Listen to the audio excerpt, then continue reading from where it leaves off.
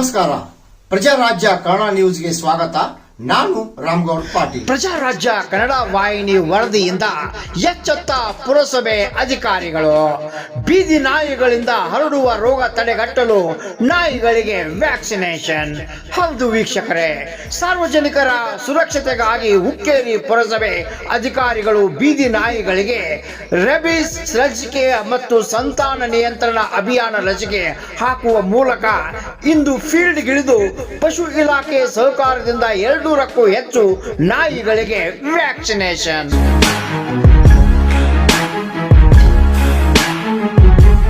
ಪ್ರಜಾರಾಜ್ಯ ಕನ್ನಡ ವಾಹಿನಿ ವಿಸ್ತೃತ ವರದಿ ಮಾಡಿತ್ತು. ಚರ್ಮ ರೋಗ ಪೀಡಿತ ನಾಯಿಗಳ ನರನಾಟ, ಚರ್ಮ ರೋಗ ಬಾಧೆಯಿಂದ ನರಳುತ್ತಿದ್ದ ನಾಯಿಗಳ ಮೊರಕ ಕಂಡು ಸಾರ್ವಜನಿಕರು ಅವಾಗ ಏನೇನು ಹೇಳಿದ್ರು ಒಮ್ಮೆ ಕೇಳಿ. ಇಲ್ಲಿ ತಹಶೀಲ್ದಾರ್ ಸಾಹೇಬ್ ಹಿಡಬೇಕು, ಇಲ್ಲಿ ಚೀಫ್ ಆಫೀಸರ್ ಸಾಹೇಬ್ ಹಿಡಬೇಕು, ಸರ್ಕಾರದವ್ರು ಹಿಡಬೇಕು.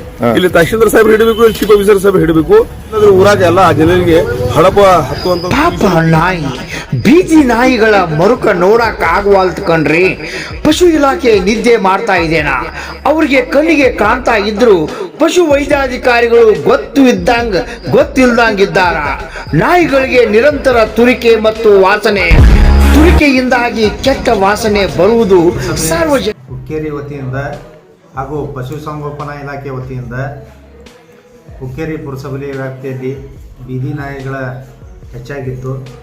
ಸಾರ್ವಜನಿಕರಿಂದ ಮೇಲಿಂದ ಮೇಲೆ ಪುರಸಭೆಗೆ ಅರ್ಜಿಗಳನ್ನು ಸಲ್ಲಿಸಿ ಬೀದಿ ನಾಯಿಗಳನ್ನು ನಿಯಂತ್ರಣ ಮಾಡುವಲ್ಲಿ ಕ್ರಮ ಕೈಗೊಳ್ಳಬೇಕಂತೇಳಿ ಸಾರ್ವಜನಿಕರ ಅಹವಾಲಾಗಿತ್ತು. ಆ ಪ್ರಕಾರ ಹುಕ್ಕೇರಿ ಪುರಸಭೆ ಹಾಗೂ ಪಶುಸಂಗೋಪನಾ ಇಲಾಖೆ ಹುಕ್ಕೇರಿ ವತಿಯಿಂದ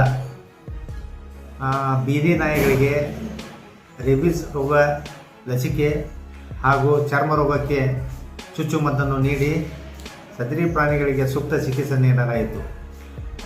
ಎಷ್ಟು ಅದಾವ ನಮ್ಮ ಹುಕ್ಕೇರಿ ಪಟ್ಟಣ ಅಂತ ಒಂದು ಅಂದಾಜು ಮಾಡಿದಿರಿ?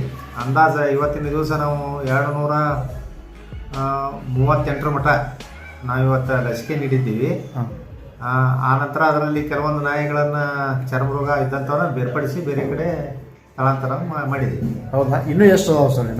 ಇನ್ನೂ ಅಂದಾಜು ಇನ್ನೊಂದು ನಮಗೆ ತಿಳಿದ ಮಟ್ಟಿಗೆ ಇನ್ನೊಂದು 60-70ರಿಂದ ನಾಯಿಗಳು ಇರ್ಬೋದಂತದ.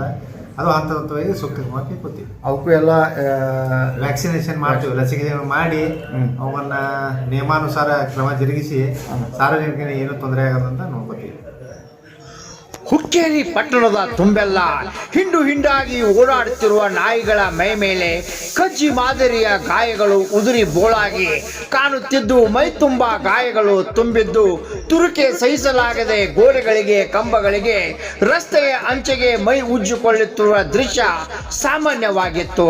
ಹಲವು ಭಾಗಗಳಲ್ಲಿ ರಕ್ತ ಕಾರುತ್ತಿದ್ದು, ಇಂಥ ಪ್ರಮುಖ ಪ್ರಾಣಿಗಳ ರೋದನೆ ನೋಡಲಾಗದೆ ಸಾರ್ವಜನಿಕರು ಪುರಸಭೆಗೆ ಎಷ್ಟೋ ಬಾರಿ ಮನವಿ ಕೂಡ ಮಾಡಿದ್ರು. ಸಾರ್ವಜನಿಕ ಸ್ಥಳಗಳಲ್ಲಂತೂ ಬೀಡು ಬಿಟ್ಟಿದ್ದ ರೋಗ ಪೀಡಿತ ನಾಯಿಗಳು ನಾಗರಿಕರಿಗೆ ಚರ್ಮ ರೋಗ ಹರಡಬಹುದು ಎಂಬ ಆತಂಕ ಕೂಡ ಸಾರ್ವಜನಿಕರಲ್ಲಿ ಮನೆ ಮಾಡಿತ್ತು. ಹುಕ್ಕೇರಿ ಪಶು ಇಲಾಖೆ ಹಾಗೂ ಹುಕ್ಕೇರಿ ಪುರಸಭೆ ಅಧಿಕಾರಿಗಳು ಹುಕ್ಕೇರಿ ಪಟ್ಟಣದ ರೋಗ ಪೀಡಿತ ನಾಯಿಗಳಿಗೆ ಚಿಕಿತ್ಸೆ ನೀಡುವ ಮೂಲಕ ಜನರಲ್ಲಿರುವ ಆತಂಕ ದೂರು ಮಾಡುವ ಮೂಲಕ ಅಧಿಕಾರಿಗಳ ಇಂಥ ಕಾರ್ಯ ಸಾರ್ವಜನಿಕರು ಮೆಚ್ಚುಗೆ ವ್ಯಕ್ತಪಡಿಸಿದ್ದಾರೆ. ರಾಮಗೌಡ ಪಾಟೀಲ್, ಪ್ರಜಾರಾಜ್ಯ ಕನ್ನಡ ನ್ಯೂಸ್, ಹುಕ್ಕೇರಿ. ಇವರಿಗೆ ಕಣ್ಣು ಕಾಣಿಸ್ತಾ ಇಲ್ವಾ? ಸಾರ್ವಜನಿಕರಲ್ಲಿ ಆತಂಕ ಉಂಟು ಮಾಡಿದೆಪ್ಪ. ಬೀದಿ ನಾಯಿಗಳಲ್ಲಿ ಕಂಡು ಬರುವ ಚರ್ಮ ರೋಗ ಈಗ ಮಳೆಗಾಲ ಶುರುವಾಗಕತ್ತೈತಿ. ಸಾರ್ವಜನಿಕರಲ್ಲಿ ಕಳವಳ, ಆತಂಕ ಕೂಡ ಹೆಚ್ಚಾಗಕತ್ತೈತಿ. ಬೀದಿ ನಾಯಿಗಳಿಗೆ ತುರಿಕೆ, ಉರಿಯೂತ, ಕೆಂಪು ದದ್ದುಗಳು ಮತ್ತು ಚರ್ಮದ ದಪ್ಪವಾಗುವಿಕೆ, ಡರ್ಮಟೈಟಿಸ್, ಎಸ್ಟಿಮಾ, ಡ್ಯಾಂಡ್ರಫ್ ದಂತಹ ರೋಗಗಳು ಹೆಚ್ಚಾಗಿ ನಾಯಿಗಳಿಗೆ ಅಲರ್ಜಿಗಳುಂಟು ಮಾಡಿ ರೋಗಗ್ರಸ್ತಗಳಾಗುತ್ತಿವೆ. ಇಂತಹ ಚರ್ಮ ರೋಗದ ಲಕ್ಷಣಗಳು ದೀರ್ಘಕಾಲವಾಗಿದ್ದು, ಆಗಾಗ ಪಶು ವೈದ್ಯರು ಇಂಥ ನಾಯಿಗಳಿಗೆ ಪ್ರಾಥಮಿಕ ಚಿಕಿತ್ಸೆ, ಔಷಧಿಗಳನ್ನು ನೀಡಿ ಆತಂಕವನ್ನು ದೂರ ಮಾಡಬೇಕಾಗಿದೆ. ಆದರೆ ಅಧಿಕಾರಿಗಳು ಅಂದರೆ ಸಂಬಂಧಪಟ್ಟ ಪಶು ಇಲಾಖೆ ಏನು ಮಾಡ್ತಾ ಇದ್ದೀರಿ? ಕೀಟಗಳ ಕಡಿತ ಅಥವಾ ಗಾಯಗಳ ಮೂಲಕ ಬ್ಯಾಕ್ಟೀರಿಯಾದ ಸೋಂಕುಗಳು ಜನರಲ್ಲಿ ಪ್ರವೇಶಿಸಿ ಏನಾಗಬಾರ್ದು ನೀವೇ ಯೋಚಿಸಿ. ಹಾಗಾದ್ರೆ ಹೆಂಗ ಜಿಡ್ ಬಿಟ್ಟು ಹೊರಗೆ ಬರ್ರಿ ನೋಡ್ರಿ ಪಾಪ ನಾಯಿಗಳ ಪರಿಸ್ಥಿತಿ. ನಾಯಿ ಸಾಕಿದವರು ದುಡ್ಡಿದ್ದವರು ಡಾಕ್ಟರ್ ತಜ್ಞರ ಹತ್ತಿರ ಸಂಪರ್ಕಿಸಿ ಸೂಕ್ತ ಚಿಕಿತ್ಸೆ ಪಡಿತಾರೆ. ಆದ್ರೆ ಈ ಬೀದಿ ನಾಯಿಗಳ ಪರಿಸ್ಥಿತಿ ಹೆಂಗ್ರಿ? ಇದನ್ನು ನೋಡ್ಕೊಳಕ ನಿಮ್ಮನ್ನು ಇಟ್ಟಾರ, ನೀವು ಮರ್ತಂಗ್ ಕಾಣಕತ್ತೈತಿ. ಇಂಥ ಪರಿಸ್ಥಿತಿದಾಗ ನಿಮ್ಮ ಚಿಕಿತ್ಸೆ ಅತ್ಯಗತ್ಯ ಐತಿ. ಹುಕ್ಕೇರಿ ತಾಲೂಕಿನಾಗ ಇಂತಹ ಬೀದಿ ನಾಯಿಗಳ ಪರಿಣಾಮಕಾರಿ ಚಿಕಿತ್ಸೆ ಅತ್ಯವಶ್ಯಕವಾಗೈತಿ.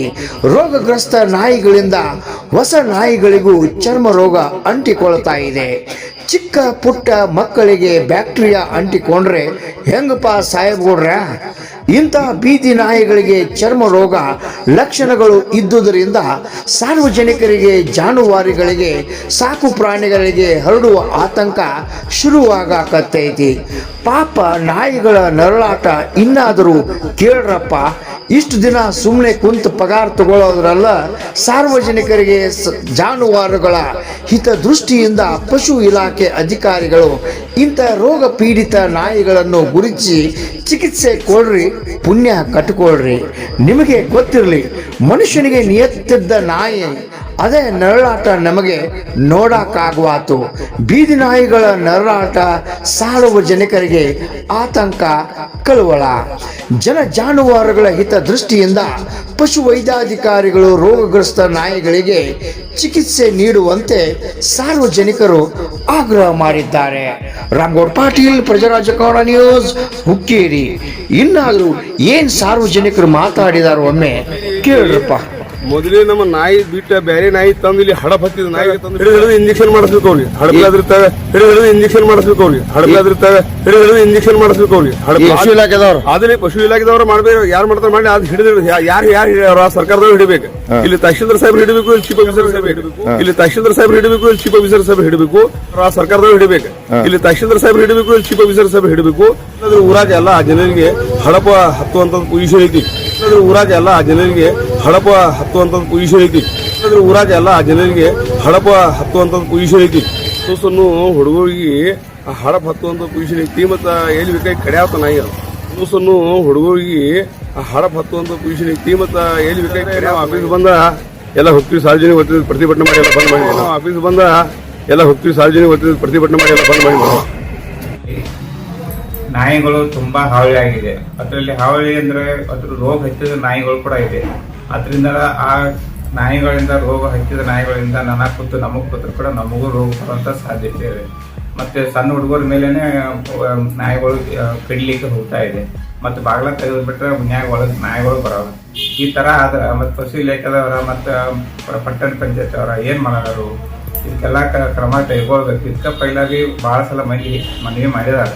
ಅದ್ರಲ್ಲಿ 4 ಹಿಡ್ಕೊಂಡು ಹೋದಾಗ ಮಾಡ್ತಾರೋ, ಮತ್ತೆ 5ನೇ ದಿನಕ್ಕೆ ಮತ್ತೆ ಅದೇ ತರಾನ ಮತ್ತೆ ಆಗ್ತಾವ.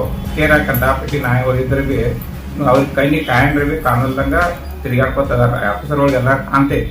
ಸರೇನ ಅದನ್ನ ಹಂಗ ಕಣ್ಣು ಮುಚ್ಕೊಂಡ್ ಕೊತ್ತಾರಂಗ ಗಪ್ಪ ಇದ್ ಬಿಡ್ತಾರ. ಇಲ್ಲಿ ಮೊದಲೇ ನಮ್ಮ ನಾಯಿ ಬಿಟ್ಟ ಬೇರೆ ನಾಯಿ ತಂದು ಇಲ್ಲಿ ಹಡಪ್ ಹತ್ತಿದ ನಾಯಿಗೆ ತಂದು ಬಿಟ್ಟಿದಾರ. ನಮ್ಮ ನಾಯಿ ಚಲೋ ಇದ್ದು, ನಮ್ ಹೆಂಗ್ ಚಲೋ ಇದ್ದು ನಮ್ಮ ನಾಯಿ ಸರಳ ಬರ್ಬೇಕು. ಹಡಪ್ ನಾಯಿ ತಂದು ಬಿಟ್ಟಿರೋರು ತಕ್ಷಣವೇ ಅವರ ಸರ್ಕಾರದವರ ತಹಶೀಲ್ದಾರ ಅಥವಾ ಚೀಫ್ ಆಫೀಸರ್ ತಕ್ಷಣ ಅದಕ್ಕೆ ಕ್ರಮ ತಗೊಂಡ ಅದಕ್ಕೆ ಇಲ್ಲಿಂದೆಲ್ಲ ತೆಗೆದು ಹೋಗಬೇಕು. ಇಲ್ಲಾದ್ರೆ ಹಿಡಿದು ಇಂಜೆಕ್ಷನ್ ಮಾಡಿಸ್ಬೇಕು ಅವ್ರಿಗೆ. ಈಗ ಪಶು ಇಲಾಖೆದೊಳಗ ಔಷಧ ಐತಿ, ಎಲ್ಲಾನು ಐತಿ. ಅವ್ರ ಹಿಡ್ಕೊಂಡ್ ಬಂದ್ ನಮ್ ಕಡೆ ಕರ್ಕೊಂಡ್ ಮಾತಾಡೋದಾರ. ಅದಕ್ಕೆ ತಾವೇನ್ ಹೇಳ್ತಾರೆ? ಇನ್ನ ನಮ್ಮ ಇದೆ ಪಶು ಇಲಾಖೆದವ್ರು. ಅದನ್ನೇ ಪಶು ಇಲಾಖೆದವ್ರು ಮಾಡ್ಬೇಕು. ಯಾರು ಮಾಡ್ತಾರೆ ಮಾಡಿ ಅದು ಹಿಡಿದು ಯಾರು ಹಿಡಿಯವ್ರ ಸರ್ಕಾರದವ್ರು ಹಿಡಿಬೇಕು. ಇಲ್ಲಿ ತಹಶೀಲ್ದಾರ್ ಸಾಹೇಬ್ ಹಿಡಿಬೇಕು, ಇಲ್ಲಿ ಚೀಫ್ ಆಫೀಸರ್ ಸಾಹೇಬ್ ಹಿಡಿಬೇಕು.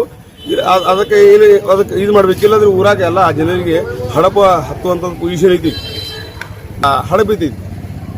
ನಮ್ಮ ತಾಲೂಕು ಎಲ್ಲಿ ಬಿಟ್ಟಿದ್ರು ಆ ತಾಲೂಕು ತಂದಿಲ್ಲ. ನಮ್ಮ ನಾಯಿ ನಮ್ಮ ಸ್ಥಳ ಬಿಡ್ಬೇಕಿಲ್ಲ. ಸಣ್ಣ ಸಣ್ಣ ಹುಡುಗರಿಗೆ ಹಡಪ ಹತ್ತುವಂತ ಪೊಸಿಷನ್ ಐತಿ. ಮತ್ತ ಎಲ್ಲಿ ಬೇಕಾಗಿ ಕಡ್ಯಾವತ್ತ ನಾಯಿ ಅದು ಏನ್ರಿ.